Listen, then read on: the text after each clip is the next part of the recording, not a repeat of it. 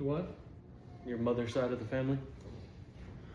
My mother's side of the family were in Missouri. And we could only go up there once a year. Sharecroppers, right? Yeah, they were sharecroppers. And that was another life. Now, I mean, my mother wanted us to learn how to pick cotton. She wanted us to see how things were on the farm. We actually used a latrine. I mean, these were dirt poor sharecroppers. And she had 9 brothers and sisters, and they all picked cotton and farmed. And I remember one time they had a Shetland pony, and my mother put Roger on the back of that Shetland pony, and I went over there and slapped the end of that Shetland pony. He takes off running, and there goes my mother running after that Shetland pony with Roger hanging on to dear life on the back of that Shetland pony. Boy, I got in trouble with that.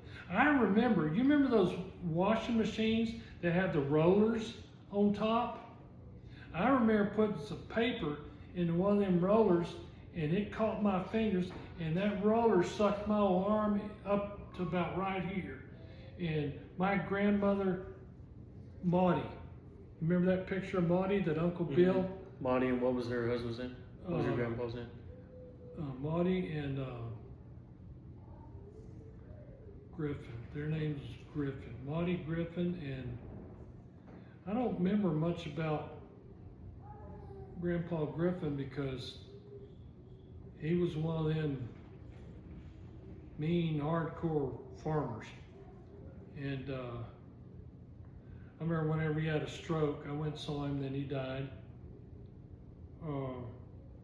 But I remember eating around a table about 15 people, and I mean, you'd have a big bowl of biscuits, and you'd have a big bowl of gravy, and you'd have, I mean, it was something else. Everybody wake up early in the morning, and everybody had to use, the only thing they had was a latrine out there in the wet grass. And then we'd go pick cotton. That was the hardest job I've ever done, was picking cotton. We had to drag a big old long bag. There's a certain way to pull those cotton bolls off those cotton plants and stuffing them in the bag. And you only got like $15 for a big old long bag of cotton. Man, that was hard work. Anyway, that was something else. My mother, as long as I remember my mother, she was always bent over and picking goat heads down there in Alpine. I mean, we bought a corner lot. We bought the old,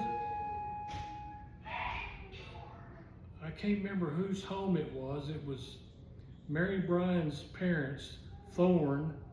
We bought their 1900-year-old house, which is a 2-story house. Oh, it was a nice house. Dad wanted that house so bad, Dad bought it. Mom was always out there picking goat heads, and she'd get me and my 2 brothers out there to pick goat heads. That was another bad job, picking cotton and picking goat heads. Anyway, Mom was always bent over picking cotton, so as long as I can remember, there in Alpine, at our house, she was picking goat heads. But anyway, whenever I was older, after jewelry school and everything, I was out of jewelry school, came back, worked for Dad at Watson Jewelers, and I was in the Rotary Club at a noon meeting whenever somebody came in and says, Dave, your house is on fire. And I rushed out of that meeting, went home, and sure enough, our 1900s home was on fire, and Dad had gotten as much priceless stuff out of that house that he could.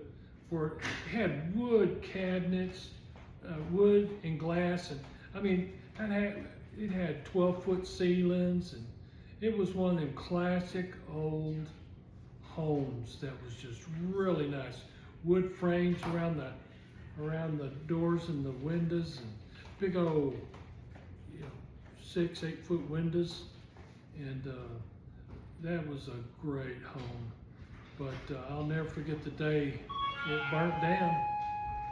And I think what really did Dad in, what really